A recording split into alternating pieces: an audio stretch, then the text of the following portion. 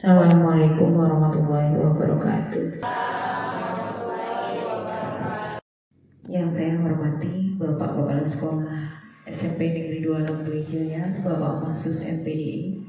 Yang saya hormati Bapak Ibu Wakil Kepala Sekolah, serta seluruh Bapak Ibu Dewan Guru dan staf SMP Negeri 2 Lembui Jaya yang berbahagia. Tak lupa sholawat dan salam semoga selalu tercurah kepada Nabi besar Muhammad SAW, kepada keluarganya, sahabatnya, dan pengikutnya yang setia. Sebelum ke kegiatan inti, alangkah lebih baiknya kita mulai kegiatan ini dengan bacaan Bismillahirrahmanirrahim. Semoga acara ini lancar tanpa halangan suatu apapun sampai selesai. Sambutan dari Kepala Sekolah atas kegiatan ini. Sebelumnya Pak, monggo diatur.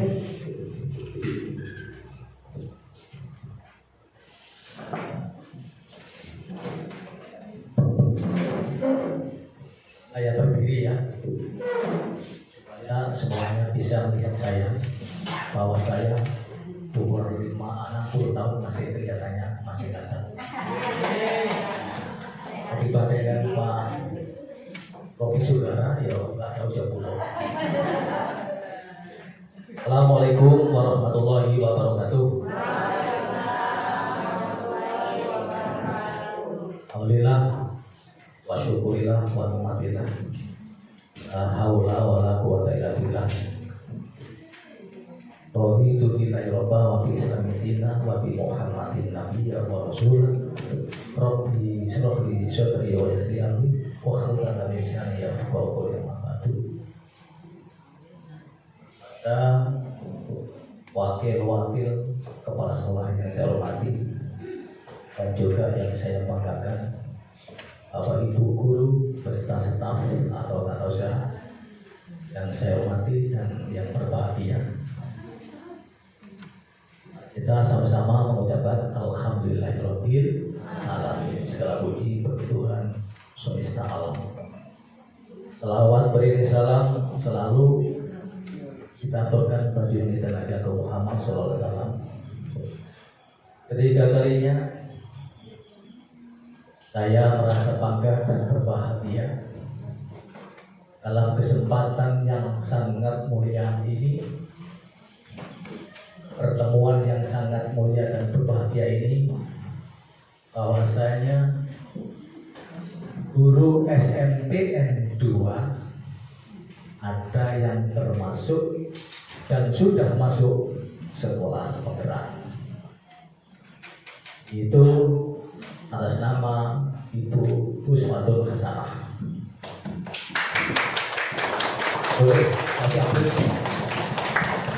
Oleh sebab itu kepada Bapak Ibu Dewan Guru semuanya, seyogyanya, sebaiknya ikutilah Bapak Ibu guru, karena sekolah penggerak ini beda dengan yang belum mengikuti guru penggerak. Sekolah penggerak dan guru penggerak. Alhamdulillah SMP kita sudah ada guru penggeraknya. Maka apa yang telah diberi contoh beberapa minggu bulan yang lalu dan hari ini itu suatu kebanggaan selaku kepala sekolah. Ada yang masuk yaitu guru penggerak. Selanjutnya Bapak Ibu guru yang kami hormati, yang kalimat penggerak itu berarti selalu membuat inovasi-inovasi baru, membuat gagasan-gagasan baru. Maka beberapa minggu yang lalu tolong kamu buktikan bahwa kamu guru penggerak beda dengan guru yang lain. Dilaksanakan oleh Uswatun Hasanah. Apa-apa yang telah dilakukan itu selalu izin dengan saya. Pak, saya buat begini. Pak, saya berbuat begini. Silahkan, karena kamu adalah guru penggerak. Oleh sebab itu, yang disampaikan sedikit tadi bukan menggurui, tetapi bukan menyontohi, tetapi itulah gerakan-gerakan sesuai dengan guru penggerak. Selanjutnya sedikit lagi, mari kita sama-sama menyongsong sebagai guru penggerak. Untuk apa? Untuk menambah ilmu, pengalaman, dan pengetahuan. Lebih kurangnya apa yang saya sampaikan bila kurang berkenan, mohon maaf. Akhirul kalam, inna siratal mustaqim. Wassalamualaikum warahmatullahi wabarakatuh. Terima kasih banyak Pak. Jadi saya mulai. Bapak Ibu boleh duduk, lenggangkan badan, lurus saja budaknya. Budaknya. Oke, udah siap ya? Oke, budaknya dibuka dulu Bu. Budaknya angkat. Dua, kali saja. Di depan, sudah ke belakang serang. Satu, dua, tiga. Kita regangkan otot leher, tangannya naik. Oke, tangan naik. Gak usah goyang-goyang Pak. Oke, ada bagian kanannya. Oke, oke, lanjut. Oke, ganti Pak, ganti. Sebelah kanan sekarang. Oke, terima kasih. Nah, belum selesai ya.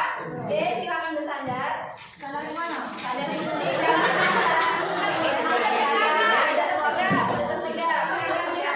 Sandar hanya badannya saja, tapi tetap tegak. Kemudian kaki melangkah di kanan, jangan di kanan. Oke, silakan. Sudah. Coba Bapak Ibu diam sejenak. Tutup mata saja, boleh kedipkan mata. Tutup mata sebentar saja. Masih lama gajinya. Sebentar saja, sudah.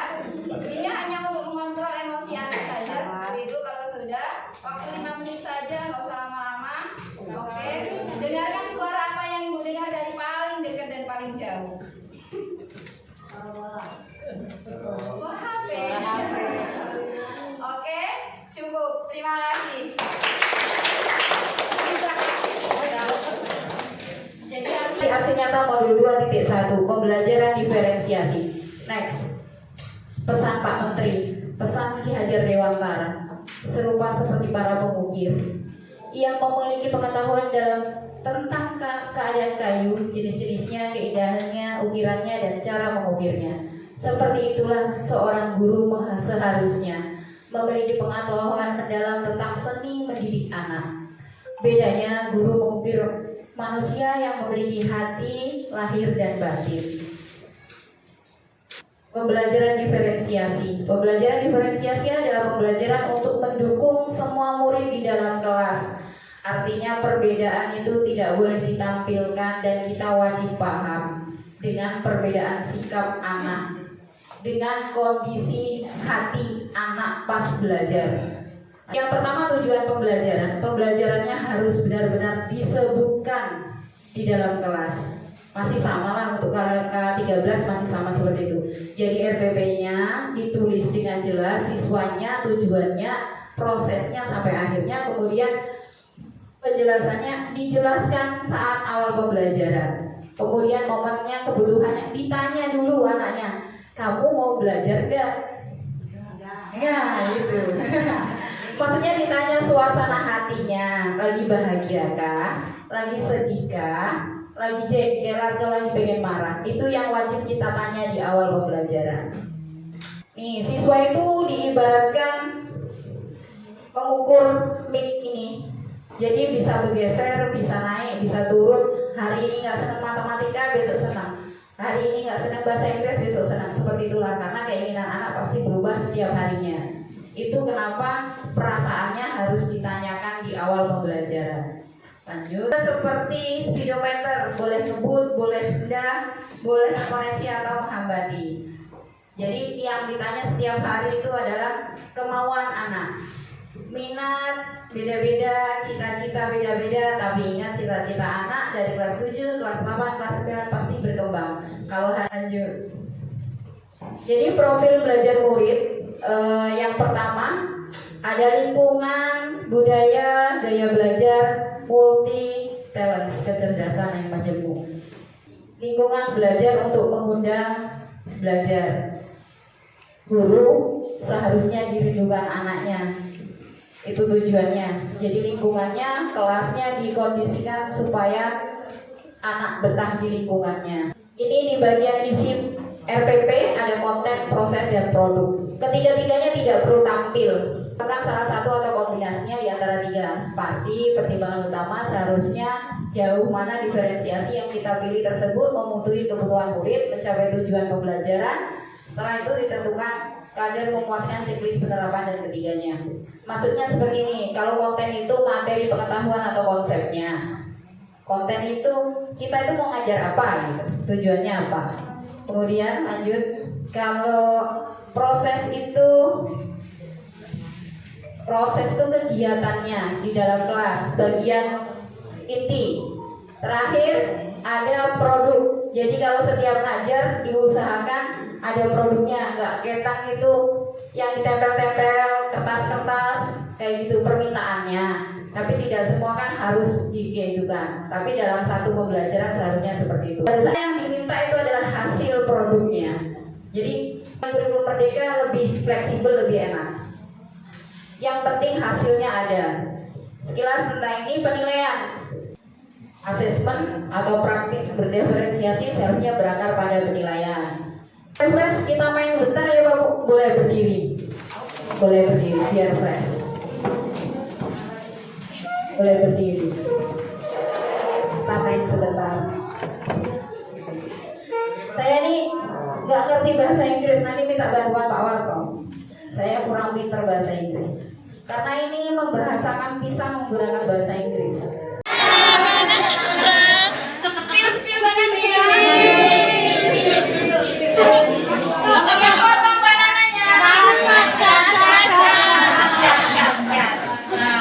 Sudah itu kita makan makanannya. Ya. Apa Mbak Ait? Kalau sudah, silakan kita goyang dulu.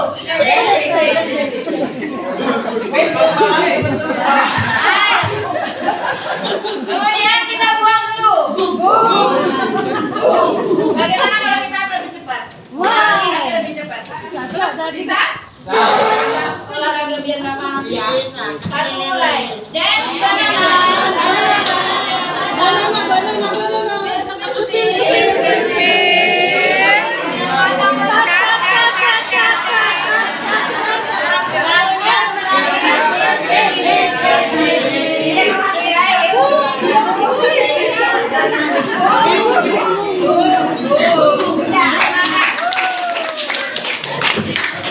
Jadi ada dia marah, benci, bosan, termenung, dan lain-lain, itu ditanyakan.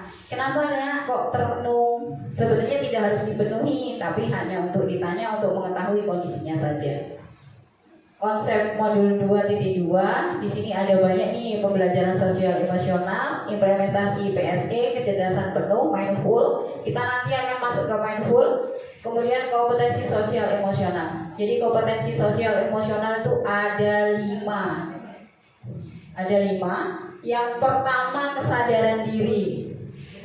Kedua kesadaran sosial, manajemen diri, keterampilan berrelasi, dan pengambilan keputusan bertanggung jawab. Di RPP di sosial emosional ini sama RPP-nya, hanya saja di bagian inti dimasukkan 5 kategori ini. Ini minimal yang masuk harus 3 minimal. Jadi tidak semuanya 5-5, tapi masuk ke terapan RPP-nya. Pembelajaran sosial emosional ini yang sulit buat RPP-nya. Kalau pelaksanaannya yakin semua sudah melaksanakannya. Kadang kita tidak begitu mahir untuk menulisnya di dalam RPP karena ini baru. Saya juga dari K13 beberapa tahun ketemu sosial emosional RPP seperti ini baru di kurikulum merdeka atau di CGP inilah. Ini pembelajaran sosial emosional, KASO. Jadi pembelajaran dilakukan secara kolaboratif seluruh sekolah, orang dewasa yang memungkinkan perolehan penetapan di sekolah, pengetahuan, keterampilan, sikap positif mengenai aspek sosial emosional. Jadi Pak Bu, nggak bisa saya kerja sendirian, kerjanya harus bareng-bareng. Makanya diadakanlah perkumpulan ini. Saya juga akan terus bertahap membenahi sekolahan dengan Bapak dan Ibu. Jadi apa itu sosial emosional? Kayaknya tidak perlu sampai ke kelas juga, dari awal masuk di gerbang kayaknya kita harus mulai nih terima tamu, karena siswa adalah tamu kita. Sebelum masuk ke kelas terima dulu di gerbang. Nggak tahu pencapaian pembelajaran sosial emosional. Jadi pembelajaran sosial emosional ini meningkatkan 5 KSE, lingkungan belajar yang suportif, meningkatkan sikap positif diri pada anak, respek dan toleran terhadap orang lain dan lingkungan. Jadi yang ditingkatkan adalah meningkatkan perilaku positif anak, kemudian menurunkan perilaku negatif, dan menurunkan tingkat stres, meningkatkan performa akademik murid. Jadi maksudnya kalau dari awal kita sudah pakai KSE dari berangkat, anak itu tidak akan keluarin baju sebelum masuk gerbang. Rencananya seperti itu. Kemudian setidaknya kalau sudah ditunggu, maka dia akan masuk menggunakan pakaian yang lengkap dan tidak stres lagi gurunya. Jadi KSE ini bukan tentang anak saja, tapi tentang gurunya juga.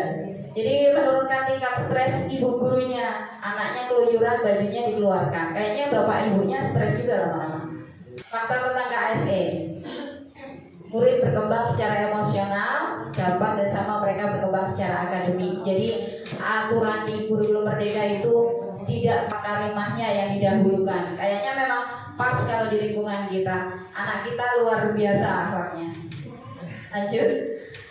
Jadi PMFUL ini boleh dilakukan di kelas. Cara menerapi anak di dalam kelas yang sering bandel, mirip seperti renungan suci. Nah, boleh diputarkan lagu, dijedakan anak-anaknya seperti bapak tadi duduk sejenak, terus duduk bersandar, tapi diputarkan lagu di dalam kelas supaya anaknya tenang. Cara mengontrol emosi anak tadi. Tapi dia menggunakan musik, boleh. Musiknya jangan musik disco, musiknya musik instrumen maksudnya. Kalau dia jadi disco nanti malah tambah kecilan anaknya. Implementasi pembelajaran sosial emosional. Jadi mengajarkan KSE secara spesifik dan insplik. Kemudian mengendalikan KSE dalam praktik mengajar, interaksi guru dan murid serta kurikulum akademik. Menciptakan iklim kelas dan budaya kebijakan sekolah. Kemudian menguatkan 5 KSE pendidikan dan tenaga pendidik. Ditanya juga, Bu, aku sedih apa? Aku bahagia apa? Seperti itu di awal. Pokoknya ibunya ini kalau perlu ibu bawa emoticon, terus ditempel sama anaknya, aku lagi sedih, kayak pengumuman gitu, pakai bros, ditempel anaknya. Pokoknya kayak anak TK lah. Ya, jadi bawa emoticon, gurunya masuk kelas, nanti anaknya yang sedih ditempel yang sedih, yang bahagia ditempel bahagia. Posisinya ini lebih parah dari ada anak SD. Kontrol emosinya belum ada, jadi walaupun kita jeli, dia melok jeli. Kalau anak SMP, kalau anak SMA mungkin lebih enak. Jadi kalau kita sudah jengkel, dia jeli, kita jeli, dia sudah paham gitu. Bedanya cuma kayak gitu. Stop. Ini teknik juga memanajemen diri. Memanajemen diri, stop, take back. Jadi kayak gini Bu, ini khusus guru ini khusus guru. Boleh dilakukan ke siswa, boleh. Yang pasti guru. Jadi guru itu tidak boleh marah di dalam kelas. Di kelas tuh harus bahagia permintaannya, tapi tergantung kondisi. Jadi kalau ibu pas marah, ibu suruh menggunakan teknik stop ini. Jadi berhenti dulu sejenak, ambil nafas dulu, keluarkan bentar. Ingatkan, tidak ada manusia yang tidak pernah bersalah. Ingatkan ke diri kita sendiri. Kemudian setelah itu baru selesai itu baru kita lanjut belajar. Yang dikontrol emosi diri kita. Memang kalau anak nggak mungkin harus mengontrol kita. Kita sendiri yang wajib mengontrol emosi diri supaya lanjut. Ini budaya stop tadi seperti inilah. Ibu gurunya boleh dulu berhenti dulu kalau kira-kira mau marah, keluar kelas dulu, lakukan dulu. Jadi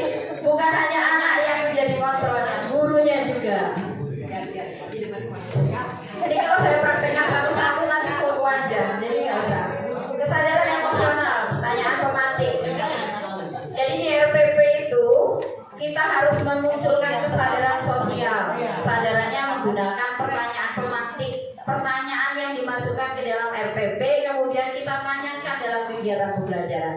Itu contohnya apa yang dirasakan orang tersebut dan apa yang membuat perasaan demikian. Berelasi. Ini juga yang dinamakan keterampilan berelasi itu kalau sesingkatnya seperti ini. Di kelas itu anak duduk berkelompok, mengerjakan tugas berkelompok, punya hasil. Itu loh yang dikatakan relasi. Jadi kalau pekerjaannya jangan dilakukan sendiri-sendiri. Jadi sama sebenarnya metode diskusi itu sudah masuk, hanya saja dikemas dengan bahasa yang berbeda. Intinya dia itu dikasih tugas berkelompok, hasilnya ada dan tidak berantem. Itu keterampilan dia berelasi. Lanjut, ini ada 3C, tidak berputar-putar, yakin, tidak penuh keraguan, tidak pelin-pelan, menyampaikan dengan tenang dan tidak berburu-buru. Ini seharusnya teknik kita mengajar di kelas. Nggak boleh marah-marah, tidak boleh kejar target. Ini nyatet 20 kerjakan, nyatet tinggal, nggak boleh. Nyatetnya kalau perlu catatannya diringkas ibu gurunya, mintanya seperti itu. Kemudian diperintikasikan ke anaknya, kalau perlu dikasih emoticon supaya anaknya melihat bahagia. Terus tekniknya itu kita jelasinnya nggak berputar-putar lagi, sudah intinya dari materi sudah kita sampaikan. Sudah selesai, kemudian yakin mantap, tidak ada keraguan, tidak pelin-pelan, kita tidak mengucapkan sesuatu yang A dengan B padahal pengertiannya sama. Biar anak nggak bingung, terus menyampaikan dengan tenang dan tidak buru-buru. Tidak usah kejar target kalau di kurikulum Merdeka. Mau pengambilan keputusan yang bertanggung jawab, tugas. Dikatakan bahasanya itu dikatakan kepenanggungan pengambilan keputusan yang bertanggung jawab. Intinya anak itu dikasih tugas dan tanggung jawabnya muncul atau tidak, begitu. Hasilnya ada atau tidak. Cuma, nah ini hasil dari observasi tadi. Jadi kita harus tahu anak itu visual, auditorium atau kinestetik. Di sini hasilnya ditampilkan di RPP. Di kemudian ke pertemuan berikutnya. Nah ini RPP-nya sama, RPP-nya masih sama seperti biasa, hanya saja yang biru-biru itu sikap KSE-nya ditampilkan.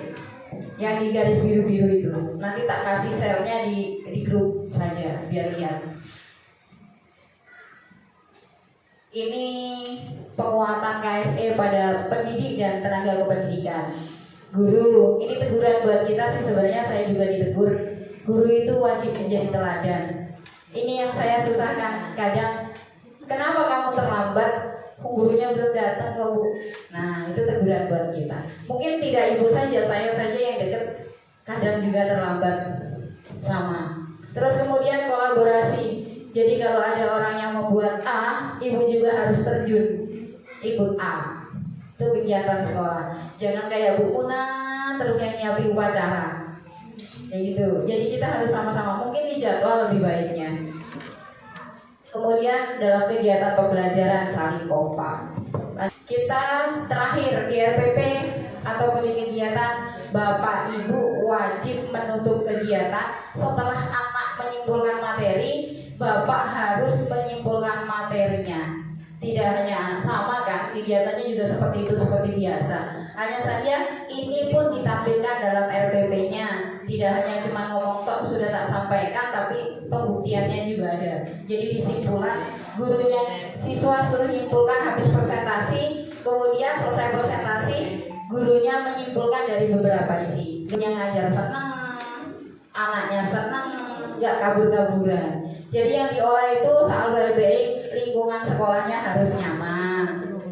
Setelah lingkungan sekolahnya, kelasnya harus nyaman. Gurunya juga harus wajib bahagia supaya nanti di kelas tidak marah-marah. Gurunya belum sarapan saja bikin di tengah kelas tensi kan? Iya, sama. Oke. Ini terakhir, kita akan masuk di bagian tanya jawab dan refleksi. Saya akan bagi kertas isi PR ya Bapak, sama seperti kita ngajar di kelas, isi PR. Anda bertanya, kita akan menjawab. Monggo diaturi. Yang pengen bertanya tentang, memang sekilas saya infokan pertanyaan tentang refleksi boleh, tentang apa KSE, PSE, monggo diaturi Pak Bu, silakan jika ada pertanyaan. Bu. Ini Assalamualaikum warahmatullahi wabarakatuh. bertanya sedikit materi apa tadi, pokoknya berkaitan dengan bagaimana cara kita menentukan anak ini masuknya ke fase mengajar emosial visual apa gitu kan. Nah, yang menjadi pertanyaan saya, ini pengalaman pribadi dulu, karena sebelum saya menjadi guru, saya ini adalah guru private khusus mengajar satu orang dari rumah ke rumah di Palembang. Pada saat saya mengajar private itu, saya bisa menentukan langsung hari pertama, saya bisa tahu anak ini tipenya ini, dan besok saya akan mengajar dengan seperti ini. Nah, pada saat saya lulus PNS, saya pun bingung. Pada saat saya mengajar di kelas, siswa itu berbagai macam karakter. Nah, yang menjadi pertanyaan utama itu bagaimana kita menentukannya, sementara kita tahu yang ini visual, yang ini punya sementara kita akan mengajar di satu waktu yang sama, nggak mungkin dibeda-bedakan. Oh, kami yang visual besok ya, yang nggak mungkin dibeda-bedakan. Oh, kami yang visual besok ya, yang itu. Bagaimana kita ngaturnya? Kalau dulu pada saat saya sekolah kan ada kelas itu dibagi yang peringkat itu ada di kelas 31 misalnya. Itu kan mungkin tujuannya gitu, jadi guru yang ngajarin langsung. Sementara kita ini kan diacak. Sekolah kita ini kan sekarang diacak, satu kelas ada yang peringkat, ada yang sedang, ada yang. Nah, itu mohon penjelasan. Terima kasih, itu saja.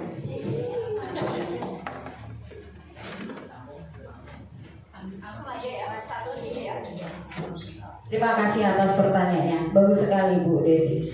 Jadi kalau sekarang ini sudah canggih Bu Desi, pakai aplikasi mudah sekali. Makanya saya menggunakan gadget kemarin. Jadi dari tes itu ada pertanyaan 3 halaman, isinya 30 soal. Nanti siswa itu melakukan pertanyaan dan menjawabnya. Nanti di situ ada hasilnya di screenshot, kirim ke gurunya. Di situ sudah ada keterangan, oh anak ini kinestetik, anak ini visual, dan anak ini auditorio, kayak gitu. Sudah nggak bingung lagi kalau sekarang pakai aplikasi. Nanti aplikasinya saya kirim ke grup dinas. Oh, pas pada saat kita ngajar bagaimana? Maksudnya seperti ini. Kalau dalam materi pembelajaran, semuanya anak itu visual. Artinya dia sukanya nonton. Pembelajarannya ibu buat video, ajak anaknya nonton. Gak apa-apa, memang seperti itu. Karena itulah kenapa kelas itu bermajemuk. Kemudian kalau anak itu sukanya listening, sukanya baca, ibu siap kertas dari rumah. Jadi metode pembelajaran dalam satu waktu itu beda-beda. Ibu sudah siap materi yang di sini dikasihkan. Ini loh nak, baca. Ini yang senangnya baca. Nah, kalau yang anak itu senangnya langsung kerja, ibu langsung kasih pertanyaan tugasnya. Jadi di RPP itu diterapkan. Yang visual itu pembelajarannya pakai video, audionya. Kemudian yang senangnya mendengar kasih audio, yang senangnya langsung kerja kasih kerja. Ini gambar nih tentang gotong royong. Kamu jelasin mana yang kamu anggap gotong royong, mana yang bukan. Gurunya yang siap, bukan sih. Gurunya sudah siap di kertasnya, kasihkan ke siswanya. Nanti anak itu kerja tempel-tempel sambil nulis. Itu namanya kinestetik. Jadi dia kerja sambil menyimpulkan untuk paham materinya. Jadi dalam satu materi pembelajaran di dalam kelas, gurunya nyiapin video, nyiapin kertas untuk dia listening membaca. Kalau perlu audionya, kalau perlu lagi pakai dengan cara kerja proyek. Begitu maksudnya di dalam kelasnya. Bagaimana Bu Desi? Bisa dipahami? Oke, terima kasih. Masih ada lagi pertanyaan apa? Mumpung masih ketemu. Sebenarnya saya membuka peluang Bapak Ibu nanya dalam kegiatan saya di luar kelas atau di dalam keadaan WA kalau malu. Kadang-kadang yang lagi gimana Miss? Masih ada lempar, masih boleh Pak? Monggo dia berarti. Jangan lama-lama ya Miss. Saya mewakili tim komunikasi. Cuma nanya gini Mbak, karena Bu fokusnya kan tadi emosional gitu kan. Jadi pertanyaan saya, kita di kelas ketika berhadapan dengan siswa dengan segala bentuk dan ketika mereka melakukan kesalahan, kalau mungkin pendapat saya atau mungkin masukan dari yang lain, kita seperti yang dibilang Mbak tadi, kita diam, tahan emosi seperti itu. Tapi sebenarnya anak itu jadi tidak menyadari kesalahannya apa. Memang tidak boleh marah-marah, tapi marah boleh, malah dalam konsep yang positif, malah yang stabil seperti itu. Jadi mungkin kita diam, kemudian kita mengarahkan anak dan mengatakan bahwa apa yang dilakukan itu salah. Karena kalau kita menahan emosi, saya langsung searching Google, saya itu kita akan menimbulkan dampak-dampak negatif dalam diri kita. Kita bisa sakit, emosional, depresi dan sebagainya. Jadi mungkin itu sekedar tambahan dari saya. Matur nuwun. Ini agak beda persepsinya. Maksudnya bukan guru dilarang marah seperti itu. Jadi kontrol emosi ini digunakan supaya guru sebelum masuk itu kontrol emosinya dulu. Tapi kalau sudah di kelas pas emosinya meledak, pakai manajerial yang pertama, Miss. Jadi sistem kita pertemuan kemarin. Jadi kalau ada anak salah, kita tidak boleh marah-marah, tapi menegur dengan posisi manajer. Masih ingat materi yang kemarin? Jadi memang seperti itu, Miss. Jadi pertama harus menyadari semua anak itu pernah salah. Sebenarnya saya memang iya, pertama-tama emosi itu paling sulit. Saya begitu. Jadi intinya bukan tidak boleh marah-marah, marah boleh tapi beraturan. Marahnya tuh kayak guru BK dipanggil, anaknya dipanggil, sumputin ke ruang BK, ditanya-tanya nggak tahu orang BK yang tahu. Itu khususnya pada sistem manajer. Bagaimana, Miss? Cukup, terima kasih. Kita mau cerita bagaimana jadi CGP. Saya tidak bisa apa-apa tanpa ibu dan bapak. Sekarang ini saya susah sekali karena berjalan seperti sendirian. Saya butuh bapak dan ibu. Jadi bagaimana rasanya jadi CGP? Tidak bisa dikatakan tidak bisa apa-apa tanpa bantuan orang lain. Alhamdulillah, selesai di penghujung acara. Semoga kita dipertemukan di kegiatan berikutnya. Saya akhiri, wassalamualaikum warahmatullahi wabarakatuh.